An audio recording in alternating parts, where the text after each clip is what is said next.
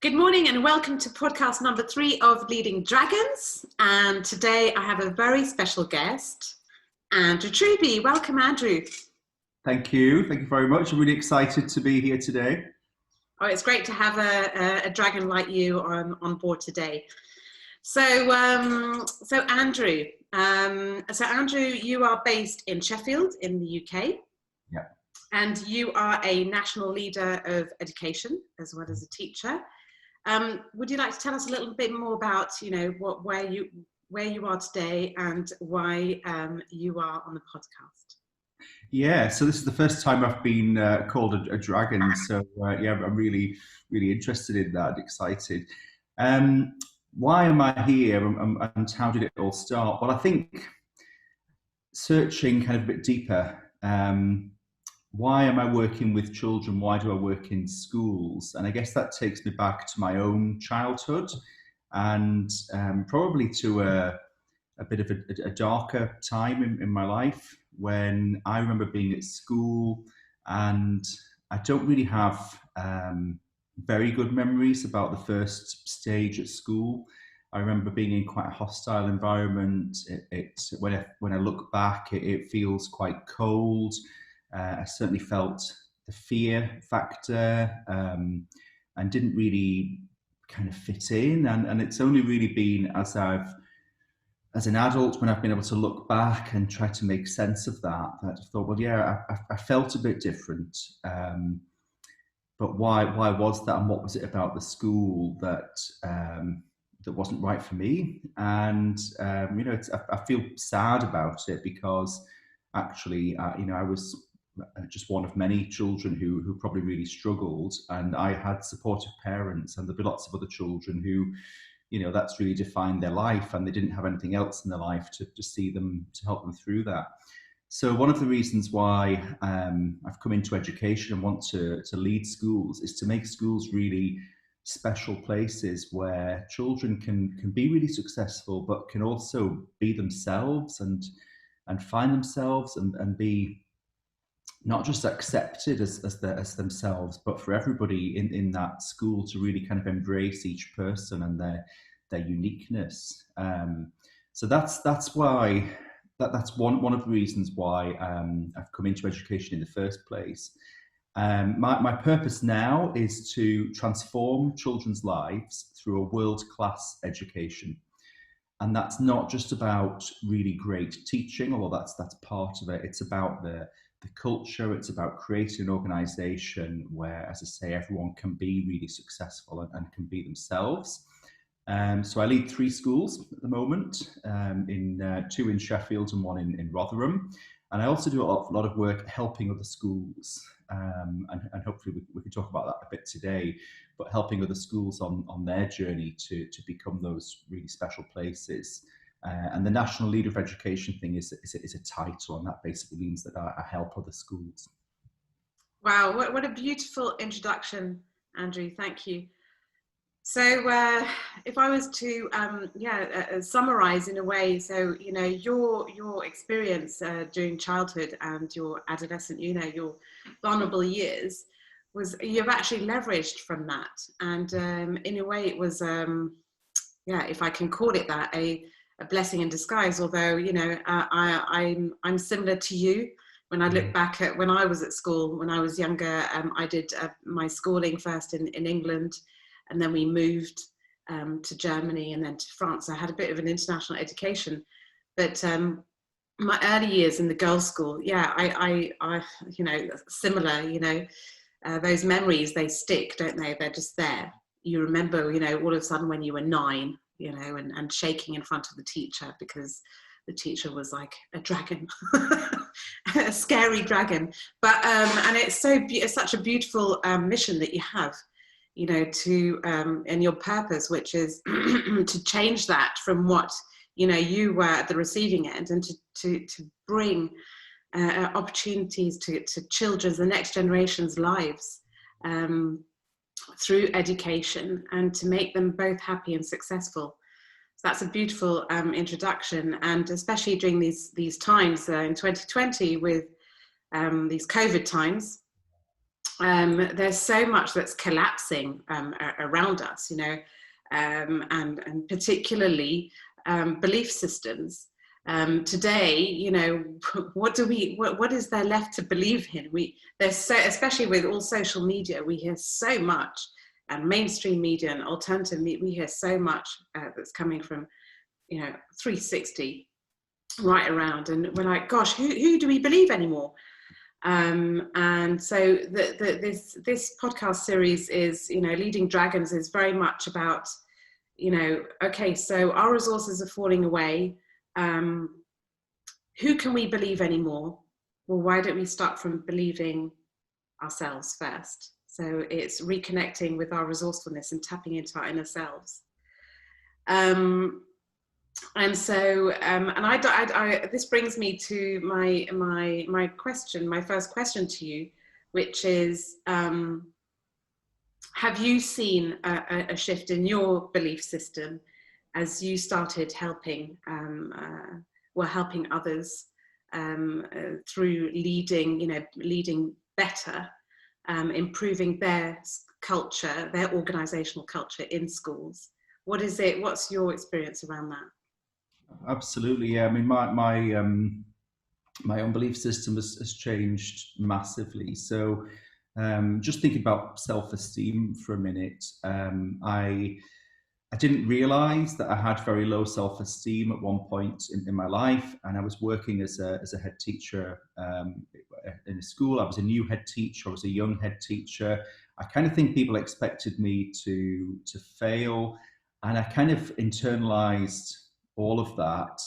So I felt as though I had to be somebody who I wasn't. I was looking at kind of more people who I perceived to be successful leaders. A mentor once said to me, kind of never let them see you bleed, never let them see any kind of vulnerability, because if they do, they'll take you down. And it was quite savage, really, the Yeah. metaphor. Wow. I worked with a fantastic psychologist. She's a clinical psychologist, and she was doing a lot of work with schools and school leaders. And she helped me to see that actually I had low self-esteem, and to believe that I could change that. So I didn't believe that. I believed I could fake it at the time, but I didn't believe that I could, actually authentically change that about myself and actually increase my self-esteem. How old And were you, Andrew, when you went through that? How old were just you? about, so I was a head teacher when I was 28, which was one of the youngest again, and so that was one of the reasons why I felt like an imposter. I felt like people were waiting for me to fail. Like, how can he possibly do it? He hasn't got all these years' experience. And schools can be quite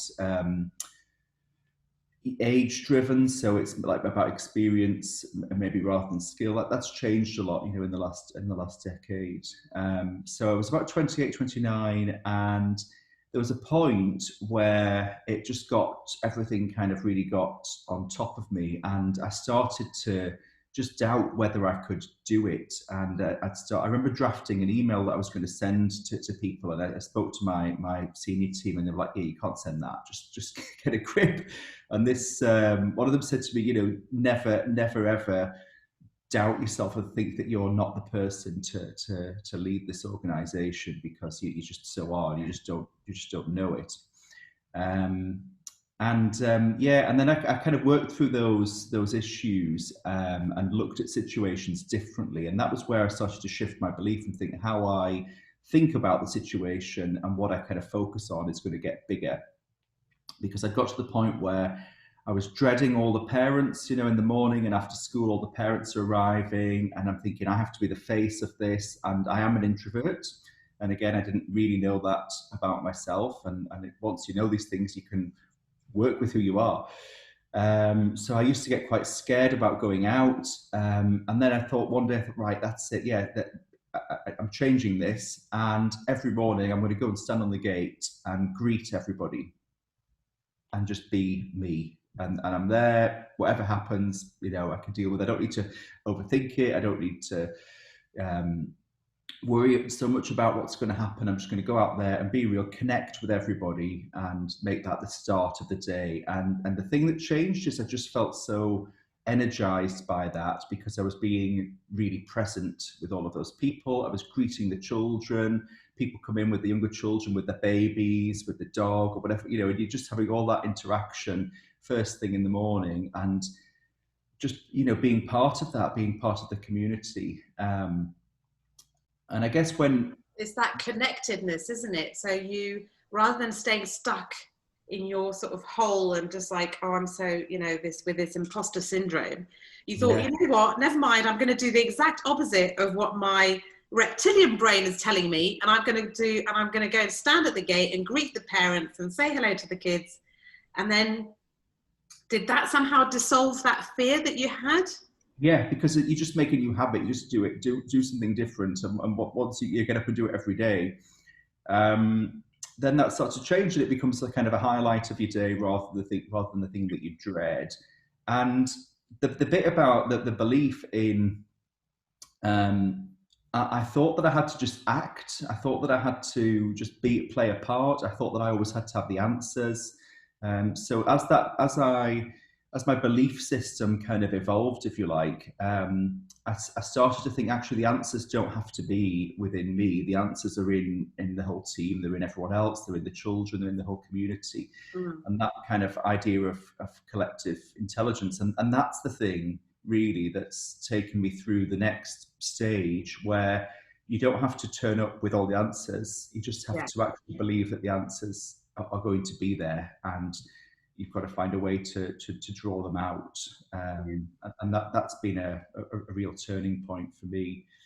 And that pivotal moment, that where you talk, where that there's that, it's kind of like that insight or realization that, gosh, wow, I don't have to have all the answers. I don't have to carry the entire weight of the world on my shoulders. And it brings me to, and I just remember where we met. So we met on a course around collective intelligence and how to facilitate workshops with groups, no matter what the size of the groups are, and how to really unearth the collective intelligence within a given group. So I have really, really fond memories of those days in Sheffield, where we met amongst others. Yeah, and I think straight away we had this connection, which has been really quite magical, because as soon as I picked up on you in this room, and I was quite curious, and I could just feel this really, really positive energy, and somebody who's like desperate to interact with people around. And yeah, I think it was great, and One it of was my values. It's what. Sorry. Yes. Go yeah, ahead. go on, yeah, yeah, I was just saying it's one of my values. Connecting. And I feel the same. I think they're people that vibrate at the same frequency, and you can just feel it in the room. You don't even have to speak with the people. You're like, okay, so and then I think all of a sudden we kind of met at the coffee machine, during yeah, the break in between, and we just connected. So, and I'll always remember and always be grateful for you and your wife's generosity for giving us, so myself and my two kids, so Gabriel and Selma, who are now 9 and 11, no, the other way around, and not 11, 12, gosh, they grow up so fast, 1 week in your school in Sheffield, and they really have very fond memories of that. So yeah, I'll always be grateful for that. And which brings me to Benjamin, your son, who's yeah. now a teen. He's 14. 14, and he's very lucky to have a dad like you, who is just so switched on with the way schools function and the dysfunctions of the school and the importance of the environment and culture.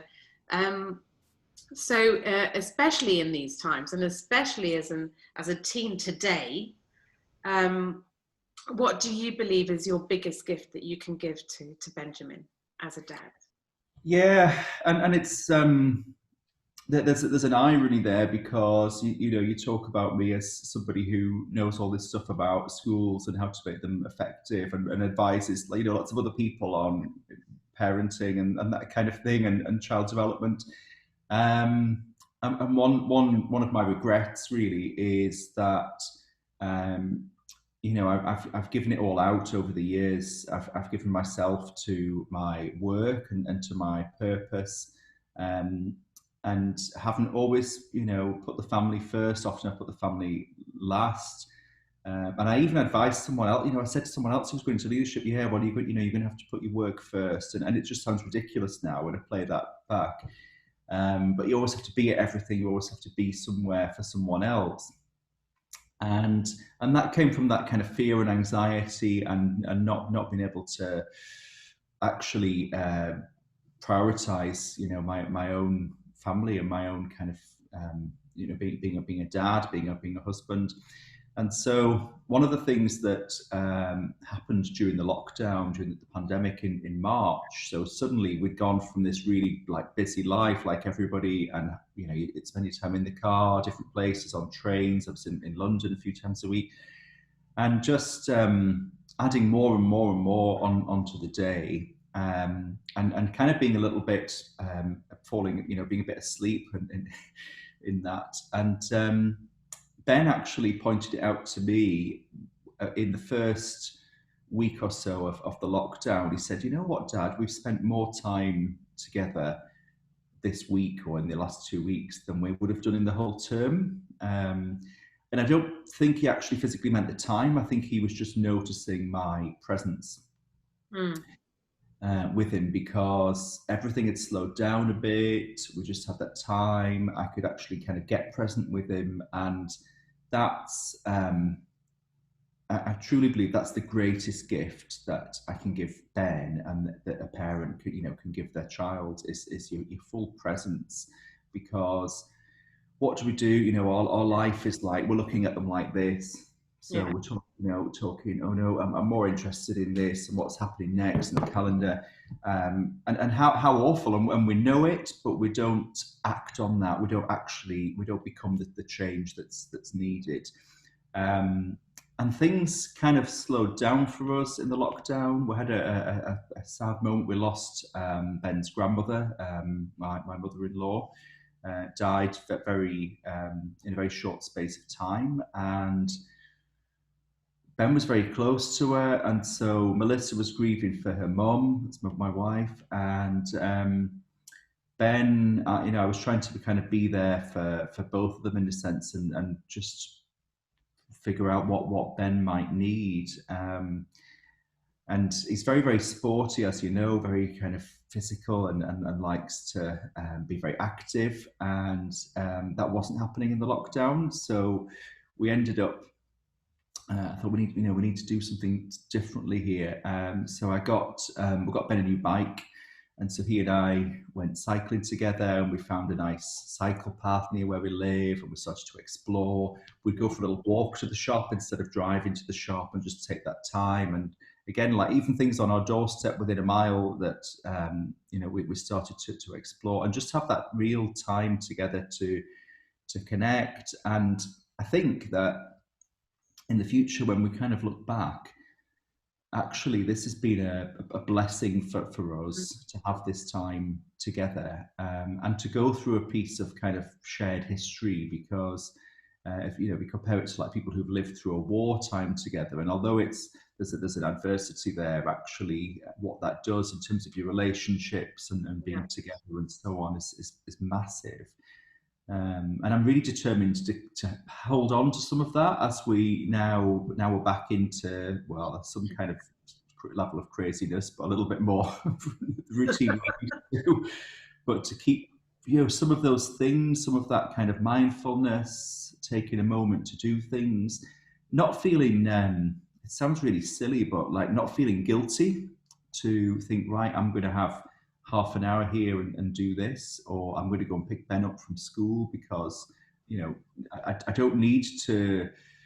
I don't need to prove myself to anybody. You know, there's not that ego there. I don't need to prove that I'm working harder than everybody else. You know, I can just be. I can be fearless and just be me and think, yeah. Yeah. That's beautiful, because it's exactly that confinement, that Mm, lockdown that we had. You know, it forced everyone to massively slow right down and look at their lives and look at themselves and look at their lifestyle, the lifestyle that they've been leading. Because yeah, you know, we talk about the rat race.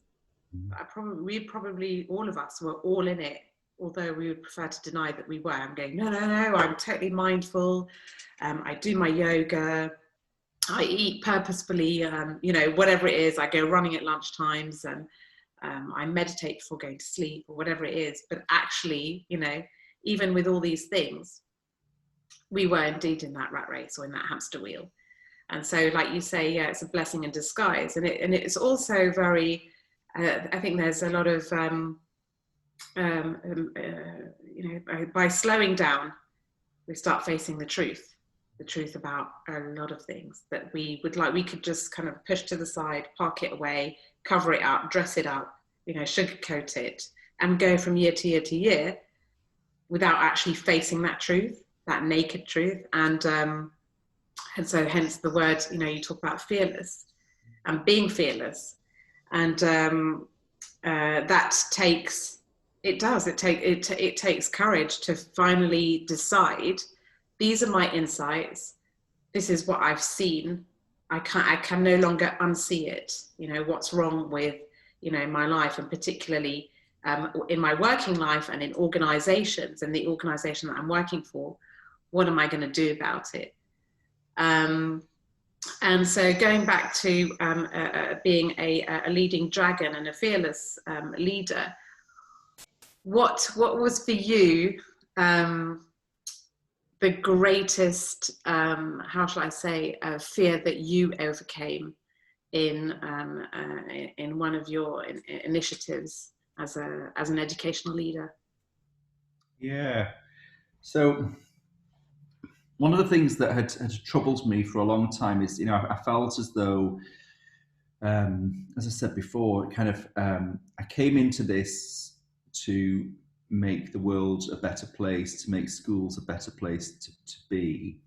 And sometimes, you know, you can end up down a path where, you know, I felt like I wasn't being true to that, wasn't being true to that mission, because an easier route is just to kind of do the normal stuff that everyone else does, and everyone's going to just kind of come in and you know, they seem quite happy and we can just get on with things. Actually, to make the change that's really needed, we'll have to like walk into that storm, don't we? And that scared me a lot.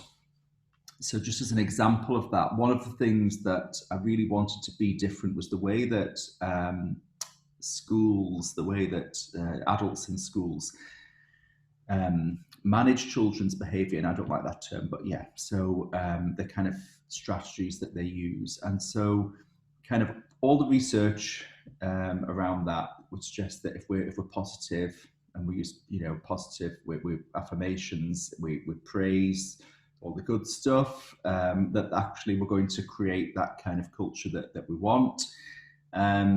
But then everything kind of in society tells us the opposite, because it doesn't really work like that. So you don't get praised for being a really good driver. You just get punished when you do something wrong. You know, that's kind of the system. That's the system that we've got. So people find it really hard to believe in something else. And You mean like positive discipline? yeah, so that's it's well researched from a psychological perspective. It's really hard to do because it's not instant. It takes time, and that was the thing that I really wanted to change. I thought we've made a lot of things better, but we haven't sorted that out, and we know it, but it's really, really hard to do. And so one of the things that was upsetting me a lot was how children were treated, and adults shouting at children in schools. And you know, it still happens today. Why is it happening?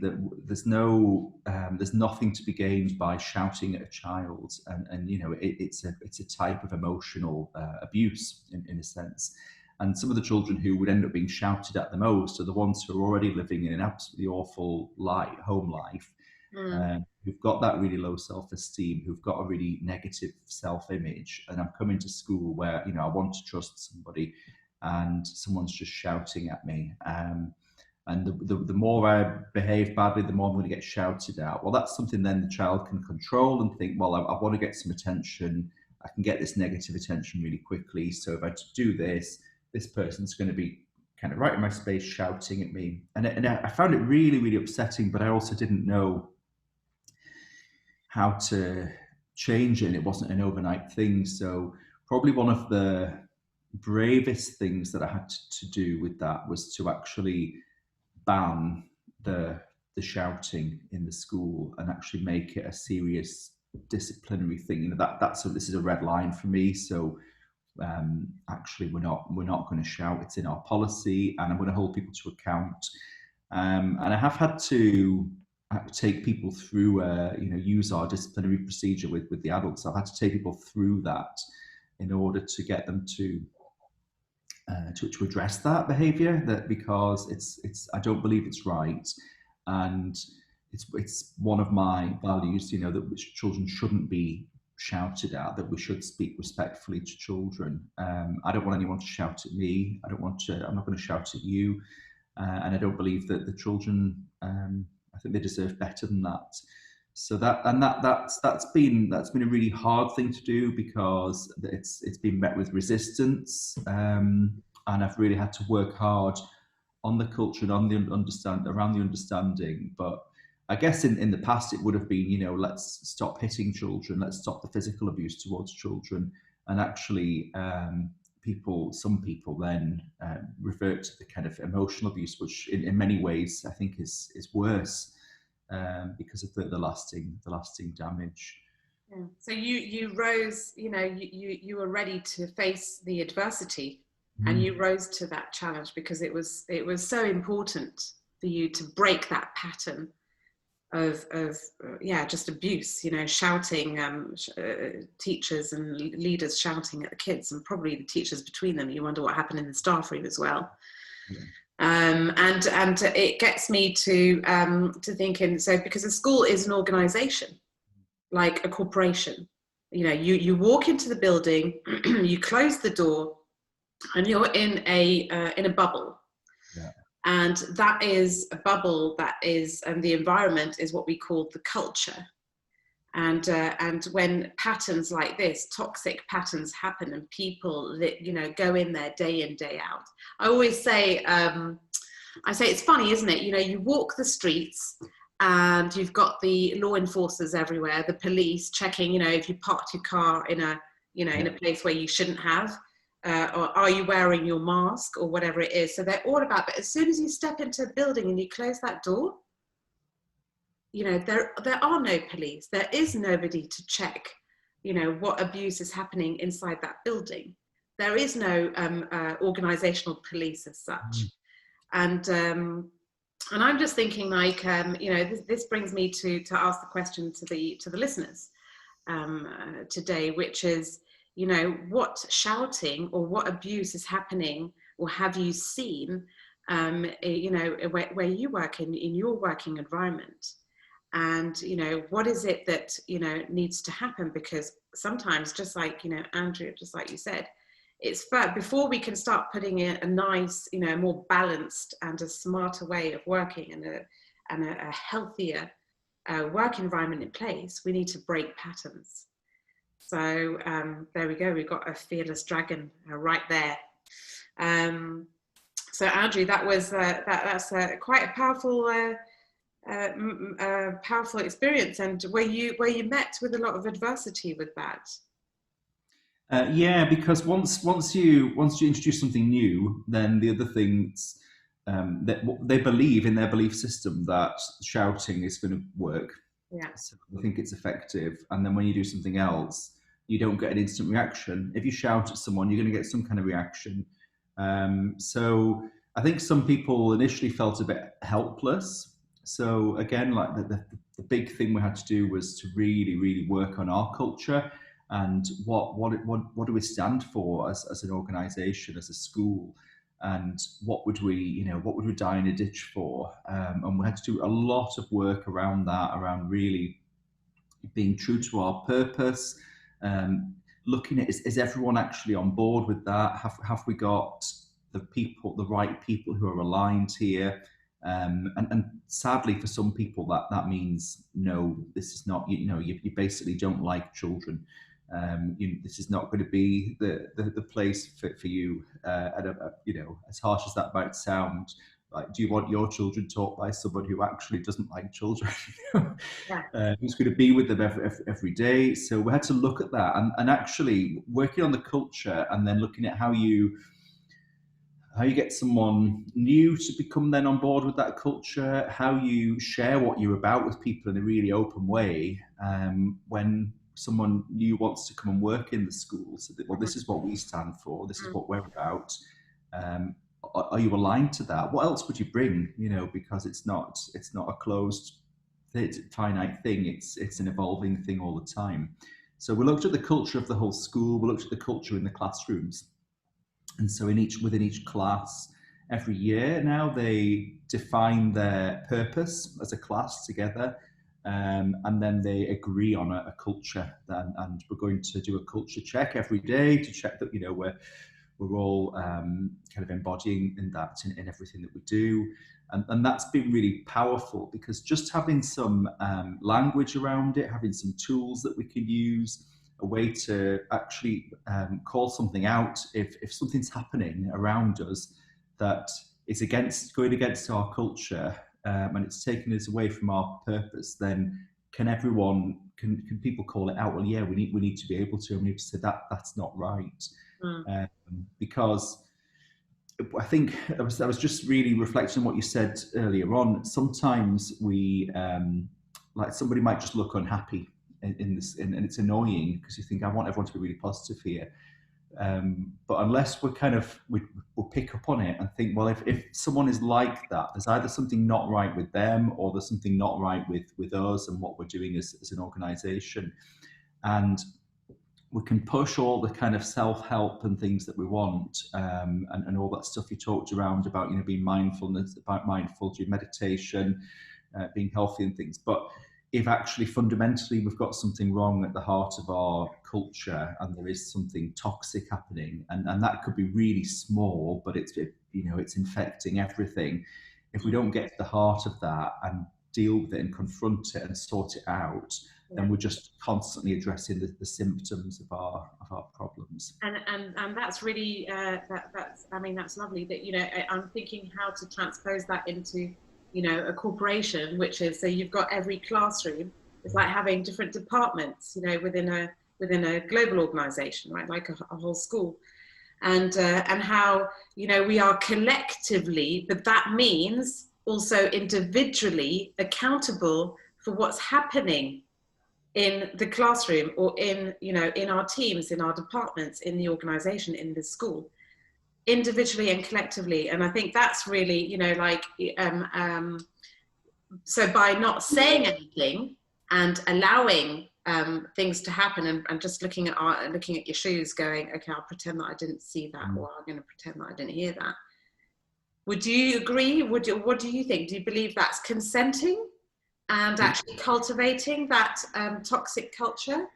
So we teach the children with bullying, we teach them about the role of the bystander in the bullying, and actually how they don't make anything better, and that's a role. You're playing a part in the bullying because you're the bystander. And it's just the same with that kind of culture check and the behaviours. And I think that, I've worked with schools a lot around this, and I think that sometimes people think it's just a manager thing, just a leadership thing.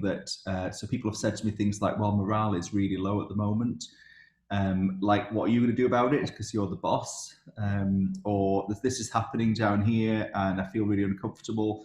And again, we've got these hierarchies, and we've got these kind of systems. And it's just like, it goes back to the house, to the parents, to the teacher, to the child. And everyone's looking for someone else to take responsibility for that. But the only way we're really going to have a culture where we hold ourselves to account for that is if people take that personal responsibility. So not just for the way you act yourselves, but for calling things out. Because if something's not right, it's not just about reporting it. Yeah, that might be part of it, because it could be a serious thing, but it's also about, well, what am I going to do as an individual? What am I going to do to contribute positively to that? Because if I do nothing, then I'm not making it better. I might be actually making it worse. And if everybody holds each other to account for that, and hang on a minute, what we said that honesty was going to be one of our things, but you're withholding something from me at the moment, or you're not sharing, or even worse, you've lied to me because you're trying to compete. If we don't call those things out, and hold people to account for that, we're never going to kind of grow and move forward. And we're just going to be kind of paying lip service to that positive culture, but not really truly live it. And it's standing up and deciding to stand up. Yeah. And to take, the consequences. And that takes bravery, that takes courage, that takes fearlessness. So, Andrew said, what does to you, as an educational leader, what does success look like? Yeah. So success, again, it all comes back to the children, but I'd say it's all connected, because if you think about the different layers, kind of getting like to the heart of it, so the children have to be at the heart of that, but we've got to kind of align everything to make that success happen. So what does it look like? It looks like children walking around the school with big smiles on their faces, and also the adults doing that. And again, that's that interconnectivity. It's about people achieving things that they wouldn't have thought were possible. It's about children being able to do things that perhaps even their own parents might not have thought that they could do. It's finding their gifts and letting them really embrace their own gifts, and not be and being proud of them, not being afraid, not having to play it down. That if you discover some great gift in a child, that they can really understand that and think, yeah, that is one of my gifts that I can now use, and I've got that gift to give something positive to the world. It's about getting children to be able to read, and that's something I'm massively passionate about. So if we can not only teach children to read, but create the conditions for them to become frequent readers, so they choose to read, so they want to read, and read and read and read, actually that's more of an advantage to them than coming from really well-off parents. Because if they can read, they can take control of their own destiny, and that's just such a big thing. And children who've come from really deprived backgrounds have gone on to achieve great things, because the whole world has opened up to them through being able to read and wanting to read. It's about the adults taking risks and feeling confident to do that. It's about everybody in the whole place coming together and having that real connection, that we're all part of something really magical, and nothing is going to hold us back. We can all be kind of fearless together, and taking adults, taking children through our culture and through how we work. It's taking them from somewhere where they might have felt lost and unloved, and not feeling positive about themselves, somewhere where they can actually be a real person, where they can come in and think, I can find things out about myself every day here, because I'm in the safety of the culture where everyone here embraces me. One of the things that's annoyed me a lot recently, we've done a lot of work on becoming actively anti-racist. Yeah. And think all schools should be that. And there's a word that stood out that's really been kind of grating on me. So when I first became a head, we talked a lot around tolerance. And actually now that word, just when I hear it, really winds me up, because I don't want someone to tolerate me. I want someone to fully embrace me and accept me for who I am, and be curious and connect and so on. I don't want them just to think, well, it's all right, we'll let Andrew be who he wants to be, but we'll tolerate that. But, we're not really that interested. And if we get the culture right, it's about fully embracing that whole person, that individual, and everything about them. So, yeah, that's That's quite a whole picture, isn't it? And there's a lot there. There are a lot of factors that contribute to that utopic. I don't want to say utopic, but it's an ideal environment. And you mentioned something amongst a lot of the terms that you use, one which is psychological safety. And so psychological safety is also mindset. So it's the mindset, the collective mindset of all the individuals, you know. So let's say in the school, you know, all the leaders and the adults, and you talk about mindset, which is really key, and it's like the founding stone to in how we lead ourselves and how we lead others. So how can we keep a check on our mindset, particularly in these highly uncertain times? Yeah. So a school example would be children, what they're capable of achieving. So I went to Shanghai a few years ago, and one of the things that we were looking at maths, and one of the things that that was different in their culture was that they believed that everyone could do maths, everyone could succeed in maths, and that was within their belief system. When I brought that back to Sheffield, lots of teachers and head teachers were like, yeah, well, it's different there because they can do maths in China and we can't, and our children can't. This is like the most ridiculous thing ever. And do we actually think that neurologically the children are different in Shanghai to in Sheffield, or is it just what we've done with them? And in our culture, it's okay to say, it's all right for parents to say to the children, "Oh yeah, I was never very good at maths," but we wouldn't really say to them, "Yeah, you know, I can't read." You know, that people would be quite embarrassed about saying that, even if it was true. So there's something around belief and mindset, and you know, there's a lot of talk about growth mindset, but about, do we really believe that the children can succeed in maths or in anything? You know, do we really believe that? Or do we look around the room and we've written off those 5 there? We think they could probably do it even if they didn't come to the lessons today. These people might be able to get there, but we've written off like a 5th of the class or something. Is that's like being real? That's probably what a typical teacher might do when they look at their class. And that mindset, we've got to change. And it's easy to say it, but it's much harder to actually for that to become our belief that every child can succeed. It might be like it will be extremely hard every single day to create the right conditions for some children who are really going to struggle to actually achieve what we want them to. But we've got to start with our own belief. And if I believe it's possible, then I can project that belief. If the teacher believes it, then the child's going to start to be convinced. But if we all, even if we say it and we use the words, if we genuinely don't believe it, then the child's not going to believe it about themselves, and we're just going to make our belief come true that actually they can't do it, they could never do it, not everyone can do it. And that's absolutely massive. And I think we have to check ourselves. The times are strange at the moment, and we're living and working in a completely different way, and it's easy just to start to go into that kind of autopilot again and think, oh, yeah, well, I don't want to even think about what's happening around me.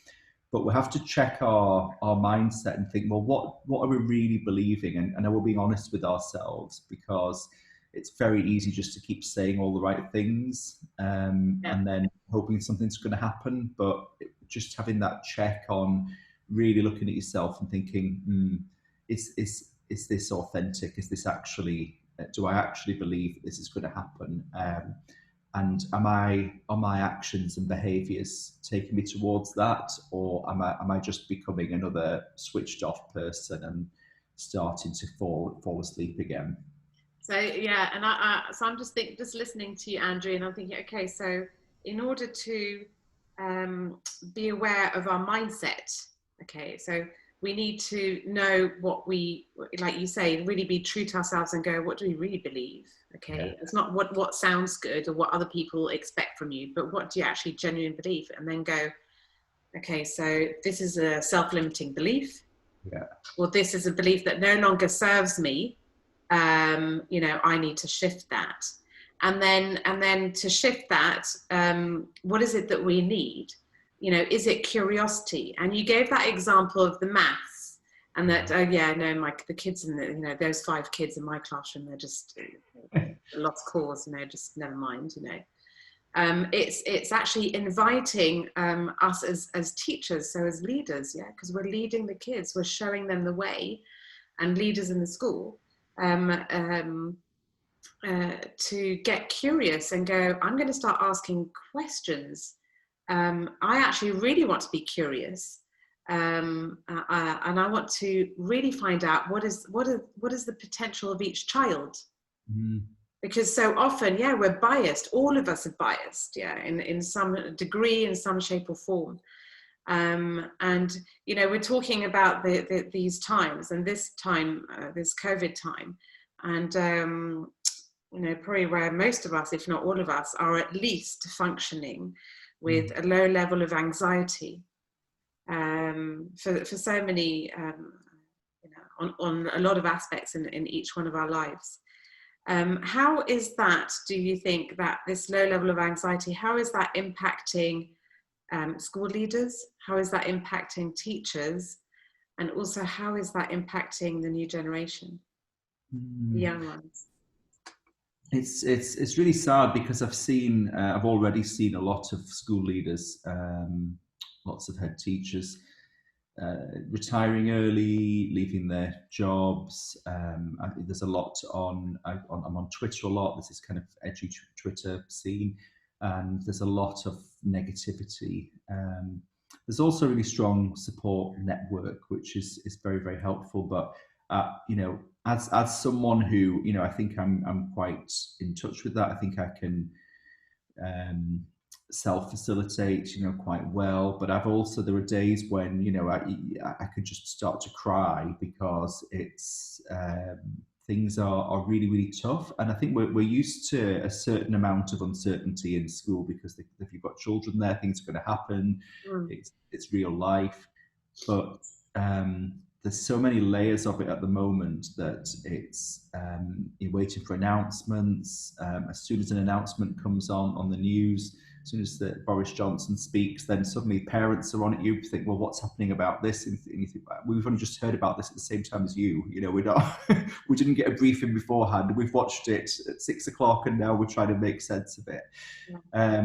And that responsibility. So you always have, as a leader, you always have that responsibility for children's safety and their health and safety when they're with you, and you have lots of things in place for that. But at the moment, the decisions that you make and the systems that you put in place actually could result in people becoming seriously ill. They could result in somebody dying. And if we look back in 6 months' time and think, could we have avoided that? And the answer is yes. Then we're never going to, how do you live with that? So you're living with this really big responsibility all the time, and there's a weight of that on leaders. And what I see with the teachers is that they're fantastic people. They're really kind of resourceful, but they're having to do so much in their routine every single day. So the hand washing can take 10 minutes. You've got 30 children, they all need to wash their hands properly and then sit down, and you're doing that throughout the day loads and loads and loads of times, keeping the children within their bubbles. And so they've got zones in the playground. I'd say all of these things are absolutely and utterly exhausting. Yeah. And because of that, we need to make sure that we then do something really meaningful with the children when they're actually with us. Because if it's exhausting just to be open, and then we don't do anything, and we just give up after that and think, oh well, we're here now, then that's not enough. So because we're putting all that effort in, we have to make it worthwhile. So we've really then got to teach them well and make sure that we prioritise the things that really matter, and we teach them to read, we help them to be able to understand their emotions and so on. I think we've become a bit obsessed in schools, thinking of the children. We've become a bit obsessed with self-regulation, and what does that really mean? And to me, we could miss something there. So I'm seeing a lot of children at the moment. So I talked earlier on about some of the positive things about lockdown. It wasn't, all positive, but I'm working with some children and young people who haven't had that, who've had a really awful time. So either because their parents have had financial difficulty, or because as a result of losing the jobs and things, or because the parents have been at work more because they might work in a care role or hospital or whatever, so that they're not seeing them, and they're emotionally exhausted and scared and so on. And so the children are kind of left, without that stability.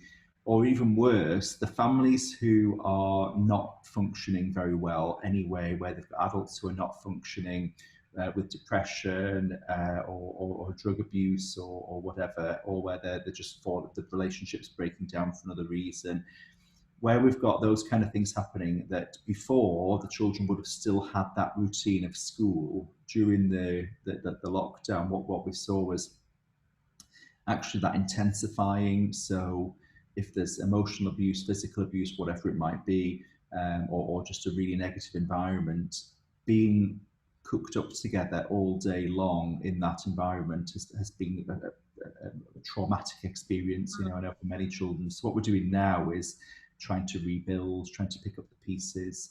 I'd say for most children, the just coming back and having that routine of school is great, and they really kind of appreciate it more. But for those who have something missing in their lives, and have been through something, we're really having to work that bit harder at the moment. And I suppose that uncertainty of, well, okay, are we going to end up in another lockdown? Is it going to, are things going to get worse this time rather than better, and so on? That's what kind of keeps me awake at night. Yeah, and you're definitely, it sounds, Andrew, that you're doing a fantastic job.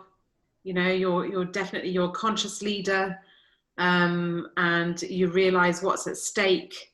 And I really would like employers to feel the same, because they are responsible for people's livelihood and their offspring, the next generation as well. Wow. Okay. So lots of gems there.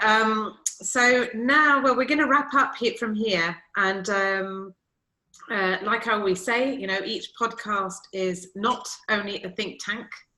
It's not only about thought leadership, but it's bringing every listener into action.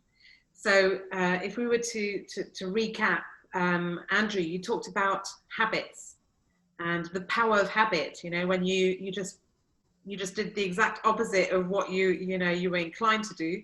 You went out and you stood at the school gates to greet the parents and to greet the children, and by doing that every day and pushing yourself every day, actually broke that belief of the imposter syndrome that you were faced with, and actually lifted your self-esteem.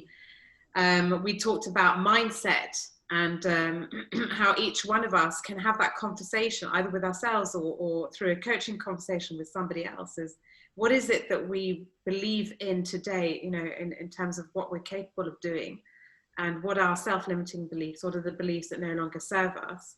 And what do we need to shift to create a better mindset to move forward and to lead ourselves and other people in a more mindful and purposeful way. We talked about positive discipline at schools, and what does that mean in organizations? Can we stop reprimanding people, stop hitting people on the knuckles because they've made a mistake or they haven't hit their end of year objective, and instead create more an environment where a learning environment, a learning organization, where, well, if you're going to learn, you're going to fall over. That's what kids do when they learn how to walk. So how can we what is it as an employer or as an employee, what can we start changing? What can we do to stand up and speak up, even in the fearing adversity, to make something, to create a change, however big or small it is. Andrew, you shared with us, how the bravest thing that you did. So the listeners, what is it that you've done, or what is the bravest thing that you would love to do? because we're only here for a short period of time. What is the legacy that we want to leave behind, right? I mean, each one of us, these are the questions that we need to be asking ourselves. And also tough conversations, you know, we need to have those tough conversations. Otherwise we're just looking at our shoes and time is ticking and nothing's changing. Wow. Okay. Andrew, thank you so much. It was, thank you for your sharing. Thank you for your generosity and your insights and your wisdom. And I wish you, you know, I wish you courage and fearlessness as you continue through your journey as an educational leader. And yeah, and all the best to you. Thank you so much. Okay. Bye.